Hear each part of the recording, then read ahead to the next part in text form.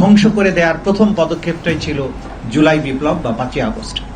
বিচারের কাজ পুরোদমে আগাচ্ছে।